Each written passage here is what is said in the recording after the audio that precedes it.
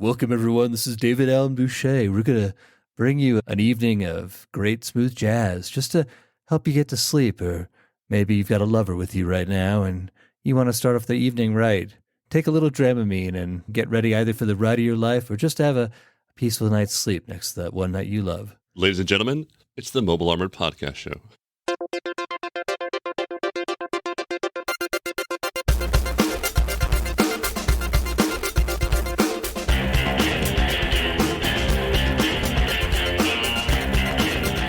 Welcome to the Mobile Armored Podcast Show, the podcast that opens up to reveal a jet inside. My name is Adam Moore, alongside my co-host and best friend, PJ McNerney. PJ, how's it going? I'm doing well today.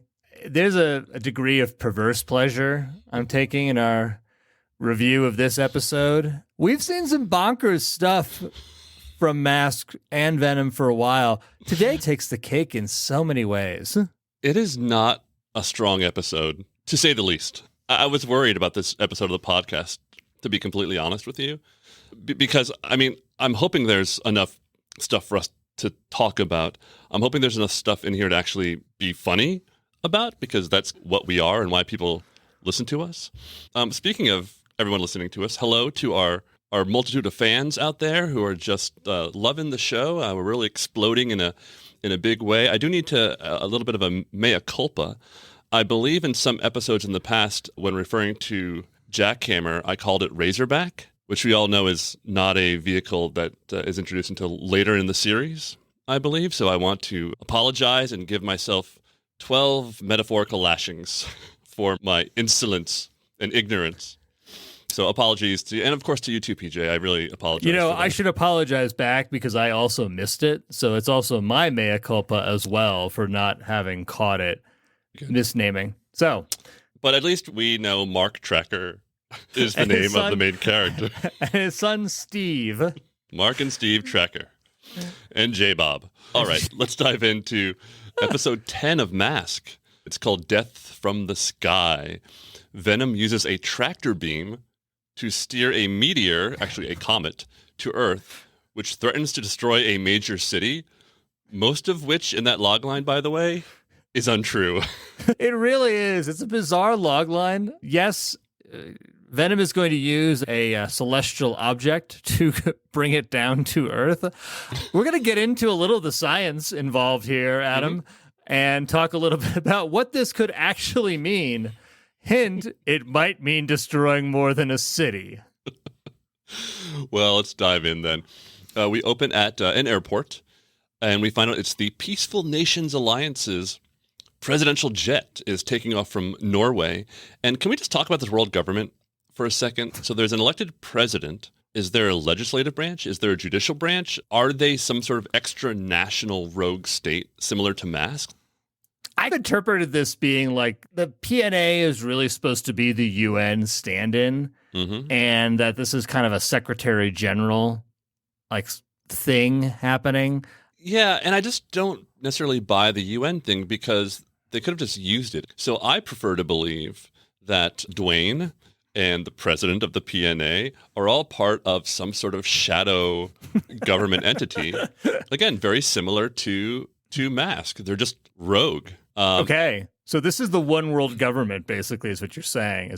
Which, if anyone reads about the Denver airport conspiracy theories, there's a lot of stuff there on that. So maybe it fits in. Mask is based out of Colorado, so you might have cracked it, Adam.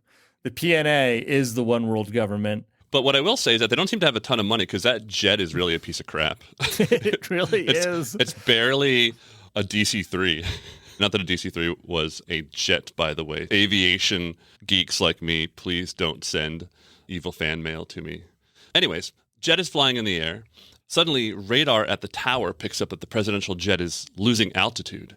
We see the jet from the outside, and it's under the influence of some kind of pink glowing tractor beam.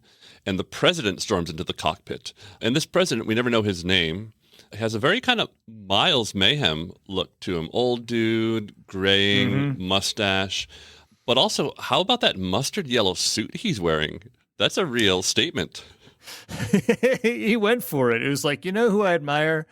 Colonel Mustard from the game Clue. I'm going to be wearing that suit today.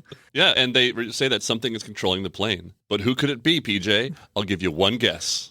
This actually is going to connect back now to your theory. If the PNA really is a rogue state, then this whole Mask Venom PNA thing is a private war amongst shadowy entities at this point in time. It's like, all right, no wonder why the U.S. military or any other government doesn't get involved. Yeah, no, completely. And as you pointed out, it is Venom behind this tractor beam control of the plane. And we reveal that Miles and Vanessa are on this really cool vessel, like this kind of Delta Wing-esque giant submarine. And Miles says this will teach the Peaceful Nations Alliance a lesson they won't forget. And what do you think that lesson might be, PJ? Don't fly into or out of Norway. Because honestly, that is the only lesson you can have at this point in time based on the evidence. Oh, what did we do wrong? This is the lesson. Miles, fill in a little more detail. What are you upset about? If you don't follow along with them, get off the team. Become one of the faceless henchmen that man the submarine. But by the way, speaking of the submarine, they have this amazing piece of technology. Not just the submarine, but a tractor beam, a beam of energy that can shoot up into the sky and stop a plane in its tracks, let alone, as we'll learn later on in the episode, a comet in space. Yeah. That is worth billions, if not trillions of dollars on its own. Why are you doing a shakedown of the PNA when you could be selling this technology?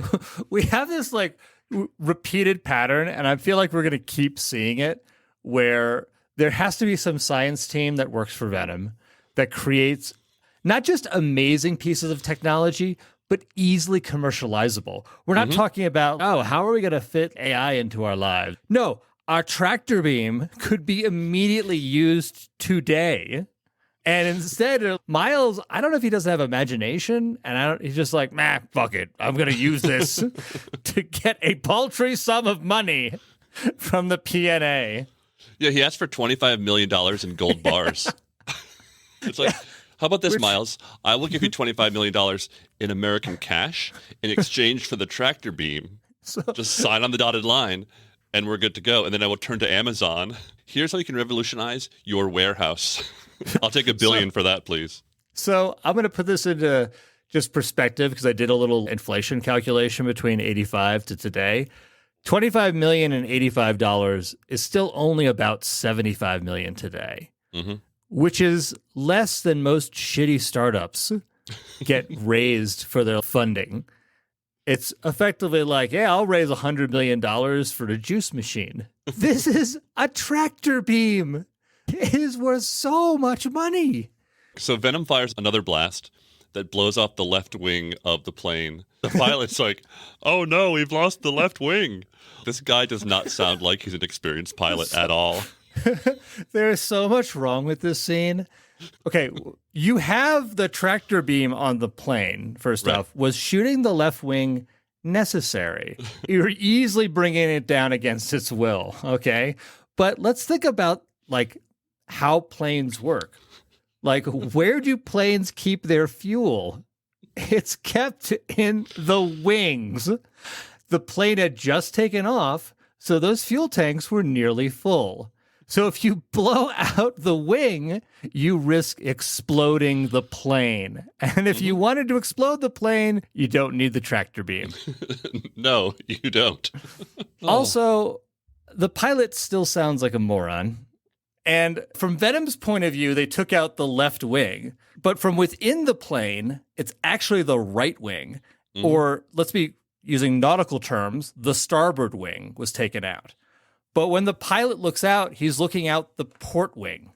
So he's looking at he's looking at the wrong wing, and it's like, oh no, they took out the left wing, which is just moronic. So what they should have said was, like, if they're using nautical terms, is, oh no, we've lost the starboard wing, and was looking at the correct side. And if he really understood the mechanics we just talked about with the wing, what he should have said was, oh my God, they took out the starboard wing. We're on fire and we're all going to die. I'm so sorry I didn't tell Belinda how much I love her.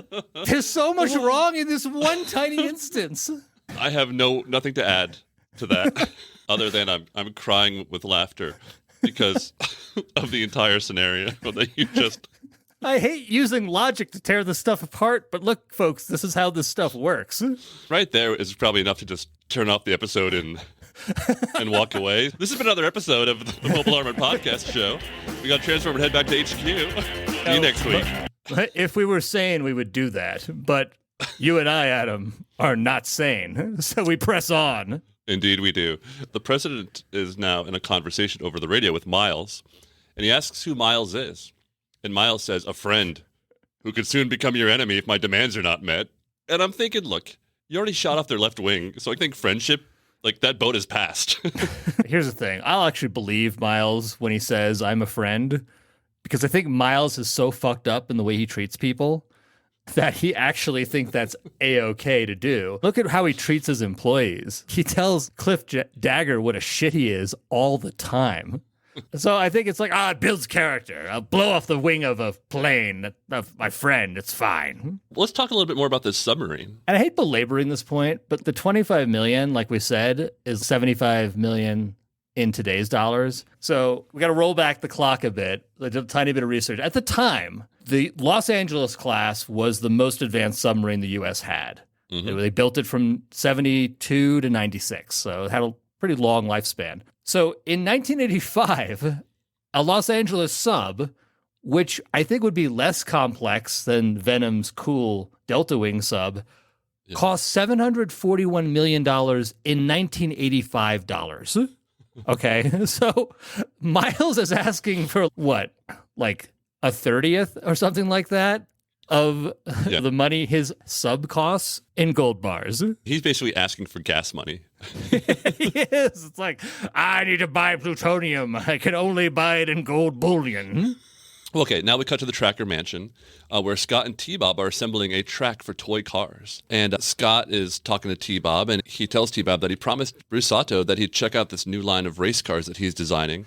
So I guess now Scott is performing free labor for Bruce's toy company. So that's a new addition to the mythology of the world. But now we learn that Dusty gave Scott a can of high-performance race car fuel to power the toy car. Okay. A couple of things here. First, what kind of idiot gives a 12-year-old a can of high-performance race car fuel? I feel like we should give a little science lesson on this. Stand by for Science Corner with PJ. So, folks, if you go to the gas station, you probably get 85, 87, maybe 92 octane, 93, something like that. So, race car fuel has octane that's somewhere in the 110 to 120 range. So a lot more flammable than even the highly flammable fuel you get from the gas station. Yeah. And this has been given to a 12-year-old. But then also, what kind of kid's toy car requires gasoline to run? I don't know. This was like really bizarre. Because even in the 80s, it was all RC or electric. So Bruce like trying to like go retro here by creating a really high-powered car that requires you as a kid to put fuel into it. When has any child's toy car, like maybe one of those kind of mini motorcycles? I get that. I'm talking about a kid's toy car that you drive around on a racetrack in your toy room or your bedroom or whatever, has ever required gasoline to fuel. What about like if you close the door to the room of the kid that's playing with the car that requires fuel? Isn't they getting carbon monoxide poisoning at that point in time? Wake up, Scott. Scott. Uh-oh. Matt's negligence has finally paid the ultimate price. Did Dusty just give it to him? Just because why not? Or did Scott ask for it and Dusty was like, here you go, kid, and just like didn't know what it was for? There's many questions here. Let me back up. I don't want to tell anyone how to parent, but I'm going to. Don't give a child high octane racing fuel, okay? Just don't. Well, that high octane gasoline powered toy car races out of the playroom and we catch up with Matt, who's just chilling on the couch watching the news, and he's wearing tennis outfit. He's got a little shorts, little polo shirt. He's got a sweater daintily tied around his neck, and he's still holding the tennis racket in his hands. And then the car comes by, and Matt just whacks it with his racket, sending it into the trash, which I would like to pause there just for a second. This is a toy car. It's not like it has a thick gas tank or anything that Matt whacks with a racket and sends flying across the room. That could have been the end of all of them. He doesn't care. But anyways, watching the news, Matt realizes that Venom is behind the attack on the president's plane because Matt makes massive logic leaps all the time. Scott begs to go, but Matt tells him he's got his own problem because the toy car has raced out of the trash can and is now on its way to destroy the kitchen. Good. I'm glad the high-octane fuel car is now going into probably the gas stove. And Scott and T-Bob race after it. And then Matt gives this really self-assured smile and a nod. Like, well, occupied Scott for a while. A couple things in this scene. Yeah. So right before they leave, like T-Bob says something like, oh, bless my bolts, we're in for it now. Is T-Bob developing some sort of spirituality? Despite the fact he's been told he's not alive? Is he actually needing to like self-actualize here? He's got nowhere else to go. He has hit rock bottom. He really is. He really is, because he's being told all the time. Also, if you look at the scene, Matt doesn't say a word to Scott. Matt is just talking to himself. Like, I wonder who did this. And then Scott is leaning over the couch saying, can I help, Dad? Can I? Please, Dad? Like, Matt is saying nothing to him. Like, it is really horrible. Like, it's a horrible, horrible scene. And then finally he tells him to get the car. And Scott has T-Bob turn into a motorcycle in the living room and just rides out of the room. So I guess Matt doesn't really care if Scott is riding around his carpets on T-Bob. Again, there's like, that self-assured look comes after he rides out. Like, just nothing. And I do have to, this has been on my mind for quite some time now about the show, and so I have to dive into it now. Anytime T-Bob transforms into motorcycle mode, which first of all, it's a unicycle or a scooter, if anything, but nonetheless, motorcycle mode, it revs like it's a go-kart or an actual motorcycle. So either T-Bob is emitting sound effects, or is he powered by gasoline as well? Is there an engine inside him? Once again, there's a carbon monoxide problem that's going on here that I don't think no one wants to talk about. Now we get to Matt at the computer, and he asks the computer to analyze the voice of the terrorist leader. Surprise, surprise, it's Mayhem. Does Matt really need to verify that it's Venom? He just said it was. And if it wasn't, would he not go after them? Well, here it comes, PJ. The agent selection scene. So here is the team. Bruce Sato, he gets the call. He's carrying a bunch of boxes into a room, and he looks at his magic watch, and he just drops all the boxes. This is like the first legitimate jerk move from Bruce. Yeah, totally. We've seen him be pretty cool cucumber before. This time, not so much. Next up, Alex Sector, the other half of that codependent team. He's at his vet/pet shop, and he's holding a kitten, gets the call, and then he gives a little girl a kitten. Now, I want to note, there's no parents around. There's no other people around. It's just Alex and a young girl and a kitten. Whose child is this? Whose kitten is it, PJ?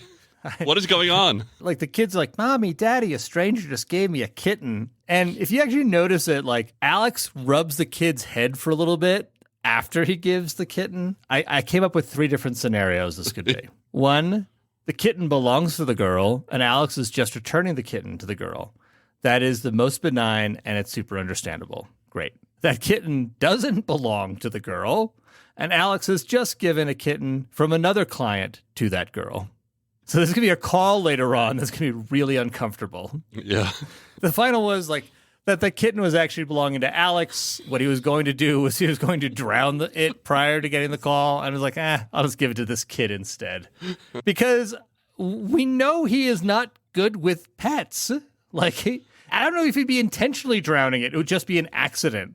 Like he overfed the fish or he left the snake cage open or something like that. Or he gave the carrot to the crocodile who was going to starve. I thought the kitten would swim. Just as an aside to all our listeners, if anyone notices me laughing more than usual, it's not because I've been drinking this early in the morning. It's because I didn't have a chance to read the full rundown, and so I didn't get to see all of PJ's notes. So I'm hearing them real time along with you. And I'm trying to see through my tears of laughter. Well done, PJ. Well done. The third member of the team is Hondo McClane, our very favorite agent. He's coaching a basketball game, and he gets the call, and for some reason, the basketball goes flying off the court and into Hondo's hands. So, terrible basketball team, for starters. But he catches the ball, and then he shoots it from the sidelines, behind the half-court line, towards the basket, swish, nothing but net. First of all, it's a total flex on Hondo's part that he can do that. Totally. But also, what a dick move. He might as well have just thrown the ball out of the gym. Like, how does he not get fired? It's really incredible. Like, we've established many times, Hondo is Mask's most competent agent, and he competes really heavily with Buddy Hawks as having the most dickish exits, like, time after time. Now, if you notice the scene, like, the kids are like, the ball bounces out and it's going right for his head. His reflexes are amazing. He catches the ball.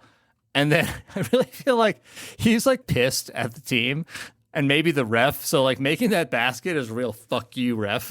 All the kids look on in awe. And he just runs out of the gym. He does. He really does. Our final team member, Gloria Baker, champion race driver, black belt in Kung Fu, team hottie. She's in a taxi in the front seat, and she's pointing at something. And then she gets the call, and she gets out and runs away. Once again, what is up with you, Gloria? You're always in a vehicle that's moving, and then you get out and you run, which would be a slower method of getting to Boulder Hill. So I think she's on a date with a taxi driver because she's in the front seat, which is an unusual thing. Like in a taxi cab, you usually want to keep in the back with that glass window in case they try to kill you, which Gloria can. And they do a shot of the guy like who looks pretty upset and forlorn. And it's like, yeah, maybe it's like because he lost the fare because she did not pay. But I'm pretty sure it's like, oh, that's what I heard about Gloria. Sometimes she just runs out on the date. Gloria, you can't pin her down. No, she will pin you down. Indeed, she will. We cut to inside the Venom sub. First of all, it's a huge space. And there's a bunch of Venom henchmen, like very Cobra looking. They've all got their little helmets that cover their faces. Anyways, Miles is theorizing with the gang, Cliff, Sly, and Vanessa, that he can capture a comet with his tractor beam and cause it to fall onto any target he chooses. But in order to do this, they need to steal the Army's new magnetic power booster in order to make the tractor beam more powerful. Concerns about this, PJ? So many. Let's do a science check here real quick. Stand by for Science Corner with PJ. There's a lot of like theory that it's possible to mine comets for like precious metals such as gold, silver, platinum. If you can control a comet, there's again so many commercial applications you can do with that. So much scientific research. Guess what, Miles? You don't need to become a mass murderer again. We all heard about the earthquake machine. And I'm just curious, is this still connected to the 25 fucking million? Or is this a new ransom? I kind of hope it's a new one because if it's still about that 25 million, fuck it, man. There's probably $1 trillion worth of gold inside that comet. We're back at Mask HQ, and Matt is briefing the small team of 4 other agents, mentioning that all the attacks have been centered around the North Sea.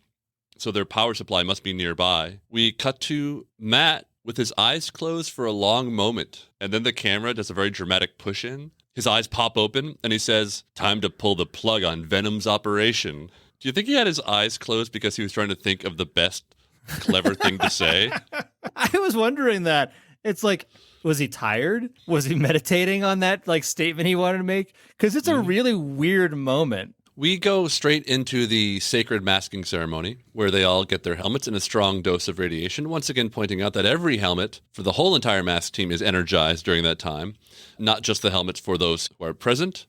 I guess that's how Mask saves money, by not removing the helmets, just keeping them up there all the time. Anyways, Mask rolls out. It's Rhino, Thunderhawk, and Firecracker. Gloria, I will point out, is in Thunderhawk. And it's just lots of shots of the people just driving in their vehicles. This is happening, by the way, in the North Sea, and they're leaving from Boulder?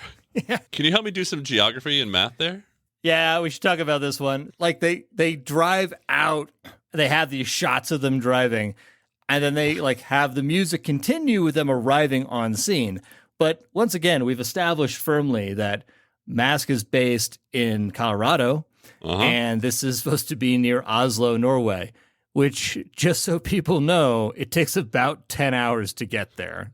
Wherever they were driving to, I imagine they were getting to the Mask jet, which we never see.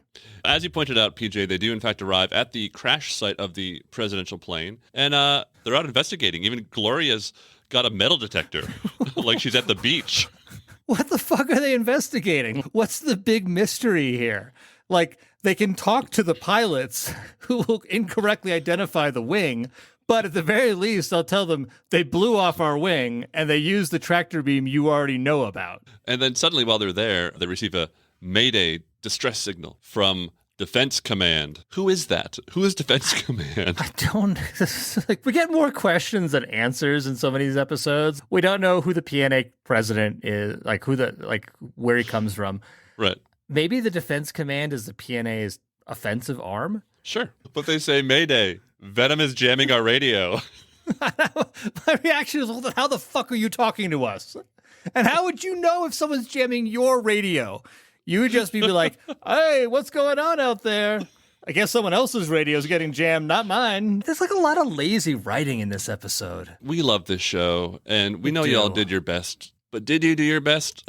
We cut to Venom, who has the plane in the tractor beam. And they've got that plane has the magnetic power booster that they need in the cargo hold. And this time they use the tractor beam and don't destroy the plane, which is notable. Mask shows up, and Venom uses their number one trick to slow Mask down, which is firing lasers at canyon walls to send boulders falling onto the road. Folks, we have seen this at least a dozen times so far in the series. If not more, I've lost track. But it is their number one tool used to slow Mask down. And by the way, it rarely works. I will point out, though, that Thunderhawk does go barreling off the road to their doom. And so at least Matt and Gloria are going to die together. What do you think's going to happen, PJ? I don't know. What is going to happen? We'll find out after these messages. Come on, T-Bob. Mask will be right back. Oh, boy. Back to Mask. And we're back. And when we left you, Thunderhawk with Matt and Gloria inside were tumbling to their doom to the sea below. No, don't worry. Thunderhawk can fly, PJ. Oh, and they transform in the nick of time, and they fly off. But if you thought the boulders from the canyon walls were finished, Jackhammer brings more boulders running onto the road. Meanwhile, Miles is in Switchblade. Vanessa is holding onto a rope underneath it. Miles uses Viper to carve a hole in the plane, and then Vanessa uses Whip to grab the magnetic power booster. And then they leave. This is not a bad plan. Let me say this. It's the best plan we've seen so far in this episode. Yeah. Honestly, the most intelligent use of the masks. This is a fairly mask-light episode for an episode of Mask. Yeah. And Vanessa, she must have a similar death wish like Gloria does, because she's holding onto this cable with a little, like, stand underneath. All it takes is one wrong move for the wind to come whipping, and she is in Switchblade's rotors. And also, like, either the power source is light or Vanessa is fucking strong, because she's holding it like a poster underneath her arm. Like, whatever, I can just do this. The Defense Command plane is about to crash. Jackhammer brings even more boulders crashing to the road. Firecracker and Rhino almost crash, which seems like terrible navigation for both of those vehicles. How did they end up driving towards each other on a very narrow, one-lane canyon road? But anyways, the plane is coming towards them. Bruce uses Lifter to keep the plane from crashing. However, Lifter is overheating, and Bruce is really struggling. And Alex says your mask will burn up any second. Interesting. This episode's pretty devoid. Again, we have a lot of kind of dead-end world building. Who knows if we see any payoff with the PNA or Defense Command or any of these things.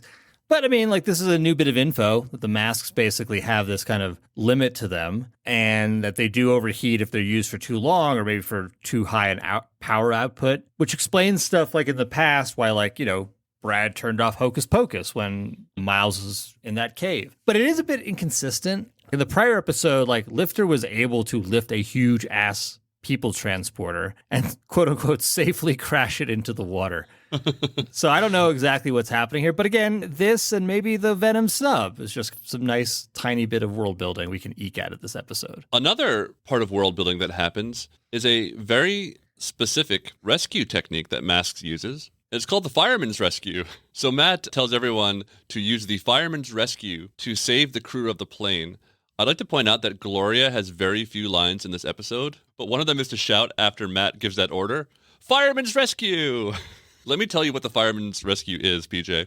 Thunderhawk drops depth charges into the sea, which then sends the water flying into the sky, while Firecracker fires its rear ice beam to create this kind of ice shelf for the plane to land on. I find it very illogical and not believable at all, and yet it works. And the crew is able to slide out, kind of like sledding down a hill. Sure looks like fun.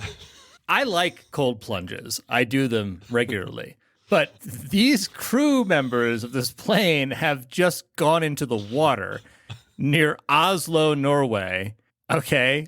So when that ice fell apart, they either were crushed by the ice of that plane going into the sea, or they're freezing in the waters of Norway. And Mask is not concerned at that moment to rescue them, despite the fact there are clearly huge cliffs in that scene, which are like non-scalable. As far as I'm concerned, they're all dead. So Mask would have been better off just stopping Venom. Yeah, basically. Sacrifice the few for the many there. No, wait a second. He's sacrificing them one way or another. This isn't Wrath of Khan here, man. This is like, fuck those guys. It's just pure negligence, which is Matt's MO. On brand, Matt. On brand. Alex picks up a communication from Miles, who is telling the world that the Peaceful Nations Alliance won't surrender, and so he's going to break off a piece of the Van Alden comet and destroy a major city. And he tells the world to beg them to reconsider my offer or pay the price. There's a lot here. Can we go back into Science Corner for a moment, PJ? Let's do it. Stand by for Science Corner with PJ. A comet ranges from a few miles wide to tens of miles wide. The largest comet nucleus discovered to date is 80 miles wide and weighs 500 trillion ton. Halley's Comet, which is, I think, what the Van Alden one's supposed to be, because Halley came around back in 86 or something like that, is 5 miles wide and weighs 10 billion metric ton. And just so folks know, the asteroid that killed the dinosaurs and wiped out 75% of all life on Earth was about 6 miles wide. Seems like we're doomed, PJ. Yeah, I don't know how accurate the tractor beam is or like how fast they're planning on bringing it in, because that is a factor. But given that we've seen Cliff Dagger at the controls, we're dead. I have a question about the Peaceful Nations Alliance. Miles reveals to the world that the Peaceful Nations Alliance won't surrender. And what I'm wondering is, aren't most of the people in the world saying, who the heck is the Peaceful Nations Alliance? And why won't they surrender? It's like, please surrender. I don't care who you are. Are you like a role-playing game group? I don't care. Like, surrender. Don't let them bring a comet down on us. Surrender to what? What do they have to surrender? As far as we know, they have Dwayne, the president, in a plane. 2 incompetent pilots. What do they have to surrender? It's one of these like misses where it's like you're getting like this like near miss, I should say, on every single count, where if they had said the UN, if they had said, oh, people are aware of this organization, or if they had given some like more stakes or background or a little bit of buildup, then we could care a lot more about this. But because we're kind of like incrementally inching over in each of these different things, like each of these different details, like you get something that just becomes nonsensical. No, absolutely. Matt patches into Mask's main computer and we cut back to the mansion. And Matt calls Scott on T-Bob, which is interesting that he's finally perfected the ability to call his son via his constant companion robot. Good of you, Matt, to finally get around to that after 10 episodes. And he asks Scott to use the computer to find out where Venom is going to use the tractor beam. And Scott's like, all right, let's do it. Couldn't Matt do that remotely? Matt is trusting Scott with the fate of the world right now. Scott, can you Jurassic Park that computer over there for me, please? And just tell it to tell me where the tractor beam might be? It might be a little smarter for Matt to just go ahead and find a way to access that computer remotely than relying on Scott, who several times puts himself in danger and hasn't really shown to be very rational. What, just because he puts high-octane fuel into race cars and he tells his robot companion constantly, you're not alive? Look, he didn't know the high-octane racing fuel was dangerous because nobody told him that. That's true. We cut to Venom on location, and they are getting ready to fire the tractor beam. Vanessa is using binoculars to search for the comet in the middle of the day. Meanwhile, Sly is just leaning casually against the tractor beam, like just chilling, having absolutely no use in this episode whatsoever. Either he doesn't get the ramifications of what's going on, and he's just hopped up on peyote, or he absolutely gets the ramifications, and like he is checking himself out on peyote because we're going to end the world. Either way, Mask shows up, and let me set the scene for you. There's the laser, and then there's a little rustic Scandinavian house right behind it. And the first thing Matt does when he shows up is he destroys the rustic house in the background. Like, how did he know there weren't some innocent people or hostages in there? He doesn't ask a single question. He just blows up the house. That's great. It happens to be a Venom base, yes, but still. I think Matt only likes modern homes. And in fact, like the idea that there was a base there was incidental. Like, I think he just is going around destroying homes. He's like, if there are people in there, they should die for having bad taste.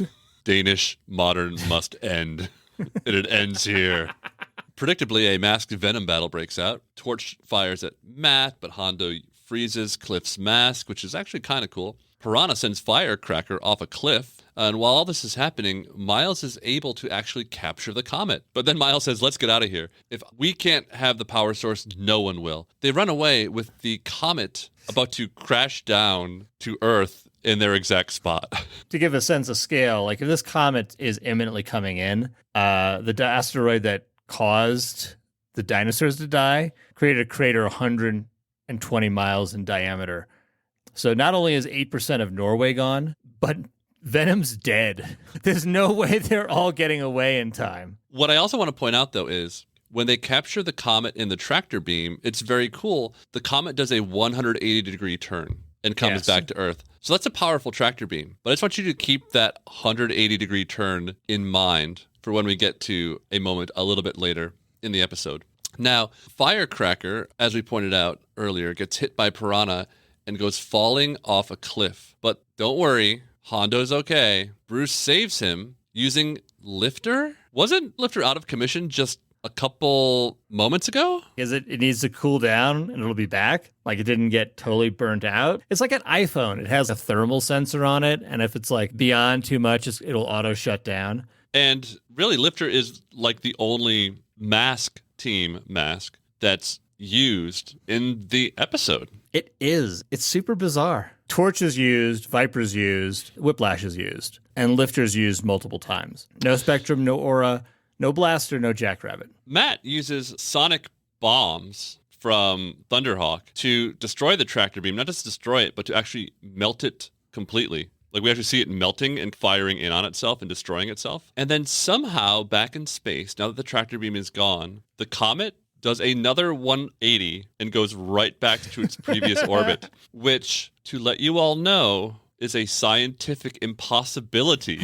Unless there is another force that was pulling the comet back, it is now on a collision course with Earth that cannot be stopped unless Ben Affleck and Bruce Willis go up in a space shuttle to stop that thing from coming in. But Miles, as he's flying away, fires a missile at Firecracker, trying to destroy it, inexplicably misses completely, and ends up destroying his own submarine. Yeah, which was really far in the distance.